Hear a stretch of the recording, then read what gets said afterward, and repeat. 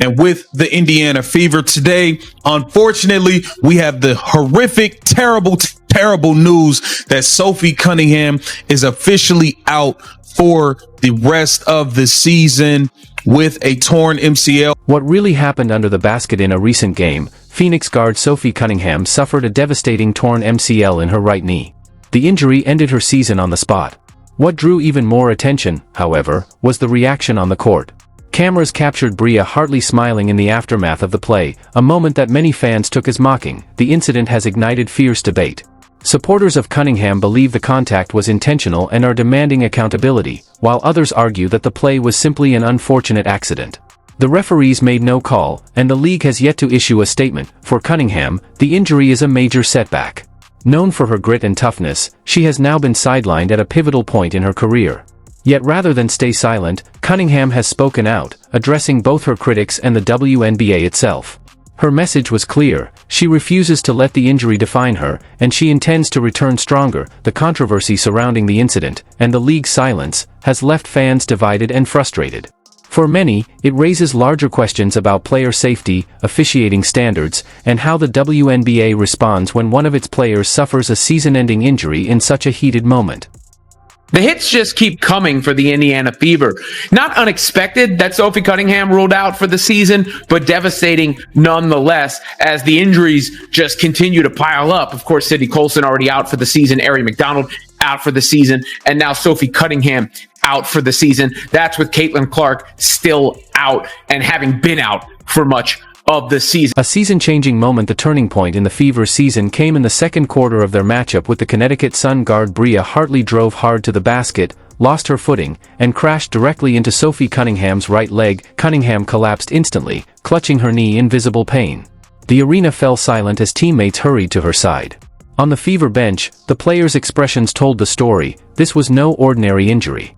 It was clear immediately that something serious had happened. Listen, Sophie Cunningham was targeted, y'all. I'm telling you right now, Sophie Cunningham was targeted by Bria Hartley, and it just is what it is. It is what it is. I don't want to sit here and play games and act like, you know, she wasn't. She was targeted by Bria Hartley, and that's just the fact of the matter. And people can act like it's not all they want. I told you guys this girl was a dirty player, and that's all she did today was show how dirty she is. A controversial reaction. Moments after the collision, television cameras appeared to capture Bria Hartley smiling. That single frame quickly made its way across social media, where fans debated what they had seen. To many, the expression looked less like surprise and more like satisfaction, an image that only intensified emotions surrounding the play. It wasn't just the injury that fueled the outrage, it was the perception of how it was received. Look, you can tell Bria Hartley, in my opinion, she launched herself into her knee. She did. And I've seen some of the reaction online, and guys, it's despicable. It really is. There's a lot of people celebrating this injury. And guess what? You can imagine who it is. It's members of the old WNBA fandom, the ones that root for Paige Beckers and Angel Reese and Asia Wilson and all the usual damn suspects. Silence from the officials. What frustrated fans even more was the response, or lack thereof, from the officials. No flagrant foul was assessed, no upgrade considered, and no formal review was initiated. Play simply continued, even as Cunningham lay on the floor with what would later be diagnosed as a season-ending torn MCL. For many, the absence of any call underscored the sense that the injury, and Cunningham herself, had been dismissed in the moment. Announcing her being out with an MCL tear, which, by the way, the MCL tear, relatively speaking, is good news because it's not an ACL tear. She's not out for like a year or anything, but she's out for the rest of this year. And they're going to miss her toughness, they're going to miss her shooting, they're going to miss her playmaking to a degree. A larger problem for many fans, the outrage wasn't just about a single play. They pointed to a broader issue that has been simmering for years: physical plays that go unchecked and dangerous collisions that are too often dismissed until someone gets seriously hurt. Hartley herself had already been involved in other tense moments earlier in the season, which made this latest incident look less like an isolated accident and more like part of a troubling pattern. The criticism extended well beyond Hartley. Fans directed their frustration at the officiating, and by extension, at the league office under Commissioner Kathy Engelbert. The complaint wasn't new. Referees have long been accused of leaning too heavily on a let-them-play philosophy, a style that critics argue leaves athletes exposed to unnecessary risk. Cunningham's injury became a flashpoint, the latest, and perhaps most painful, example fueling calls for change. This is terrible. You don't want to see anybody go out, especially with an injury.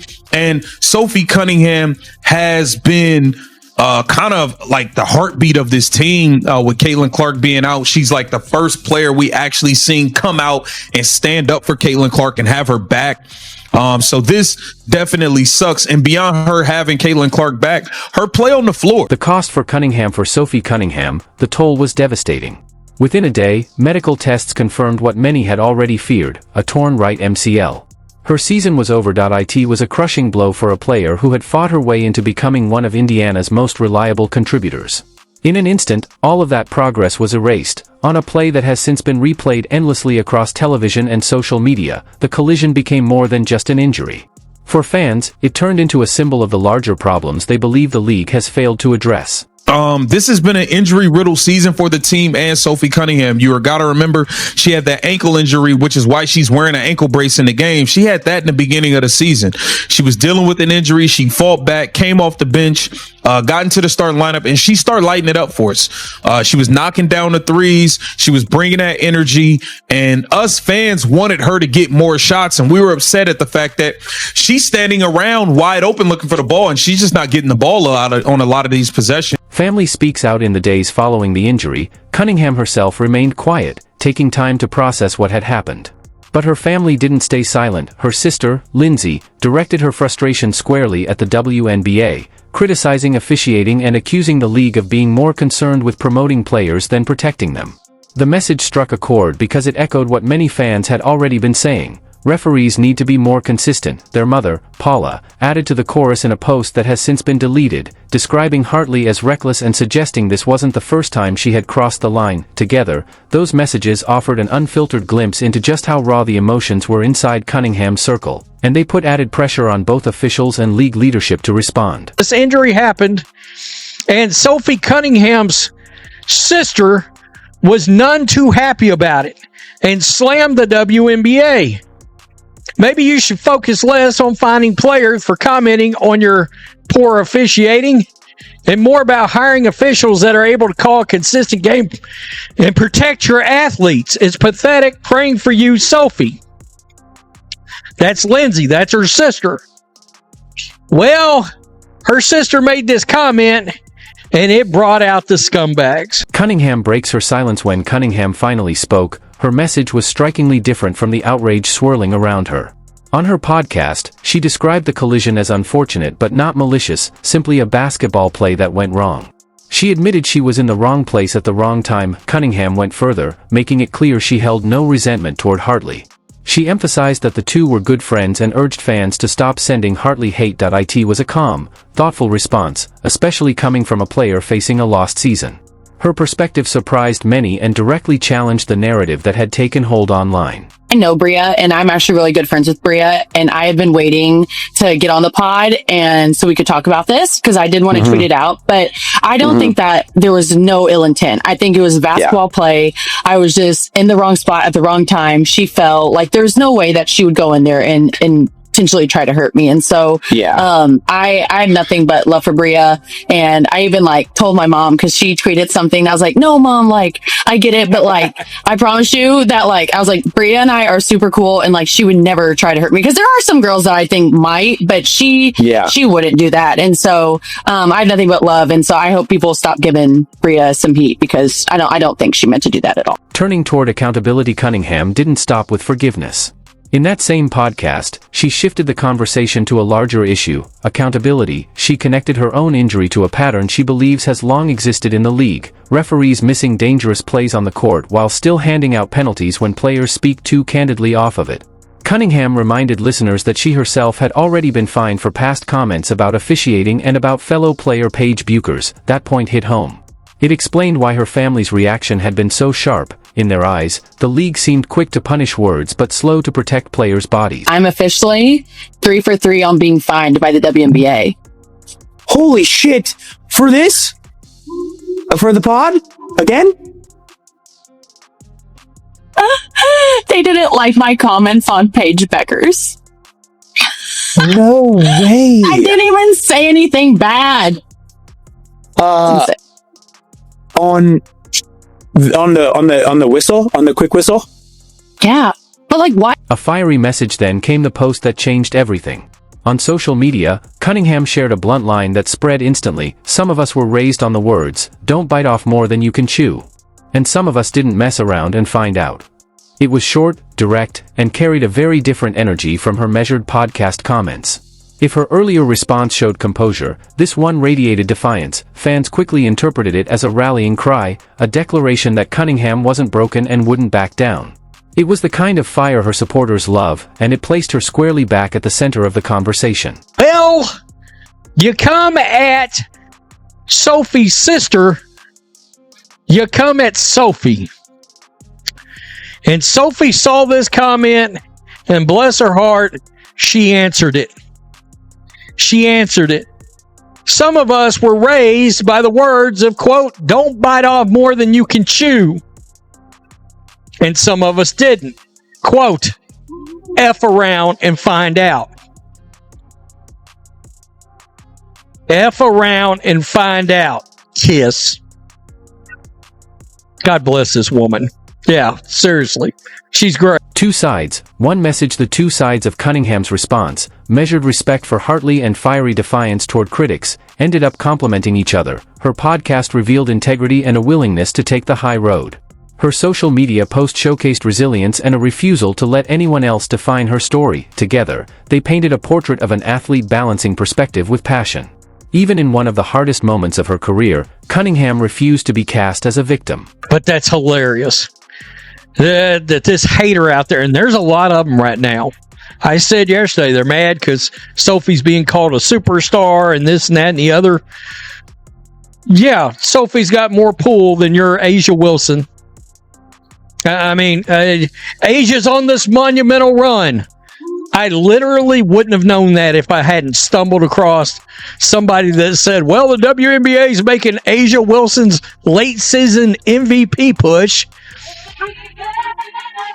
Sometimes, I mean, you just got to pay attention. The WNBA wants to protect certain people and certain players. The bigger question, even after Cunningham made it clear she bore no grudge against Hartley, one question lingered. Was the collision truly just an accident, or part of a larger problem the league had overlooked? Bria Hartley's name has carried weight this season, and not in the way any player would want. Long before Cunningham's knee gave out, fans and analysts were already pointing to Hartley as one of the WNBA's most reckless competitors. That reputation didn't appear overnight. It grew, incident by incident, as Hartley found herself at the center of repeated controversies. The clearest example came during a matchup between the Connecticut Sun and the Chicago Sky. Hartley got tangled up with Rebecca Allen, and things escalated quickly. What began as aggressive play turned into a heated skirmish that ended with both Hartley and Allen ejected, along with Ariel Atkins, who had stepped into the fray. Ejections are rare in the WNBA. For Hartley to be tossed in such a manner was memorable, and not in a good way. Fans watching didn't just see competitive fire. They saw a player crossing the line. But this action right here? Oh, there's a lot happening. Yeah. A lot happening. Grab my shirt. I'm feeling the ground. Tina Charles gets She didn't hit the court, though. She out of bounds. Ariel Atkins says some words to Bria, and she says she grabbed me first. The clash with Angel Reese then came. Hartley's clash with Angel Reese.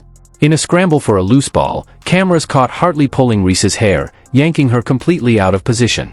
Officials called it a foul, but for fans, the bigger issue was the optics. Why was one player grabbing another by the head in the middle of a professional game? If the ejection against Chicago raised eyebrows, this incident sealed Hartley's reputation in many fans' minds. To them, it wasn't just tough basketball anymore. It was a pattern of physical tactics that crossed the line. Atkins, 7 to shoot. Cardoso rolls, catch. Cardoso over the top, can't get it. Reese fights for the rebound and a foul, and this time gets a little chippy and a shove on Nelson Adota.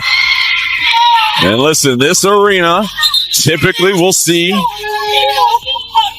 Some ringside fights, and Charles this time trying to fight. A pattern fans can't ignore when you line up the moments. Hartley shoving opponents, throwing unnecessary bumps, getting tangled in fights, and even pulling hair. It starts to look like a track record. That's why so many fans didn't see Sophie Cunningham's injury as just a fluke on its own. A bad fall into Sophie's leg might have been brushed off as a tough break in competition. But when people online connected it to Hartley's ejection against Chicago and the infamous clash with Angel Reese, the narrative shifted. Suddenly, it wasn't about an accident, it was about a player with a reputation for reckless play. Within hours, social media lit up with demands for consequences. One fan asked bluntly why Hartley was still even in the WNBA. Another claimed, she went straight for Sophie's leg, she could have avoided it. Whether intent can ever be proven almost didn't matter. Hartley's history made it easier for thousands to believe the collision wasn't just bad luck.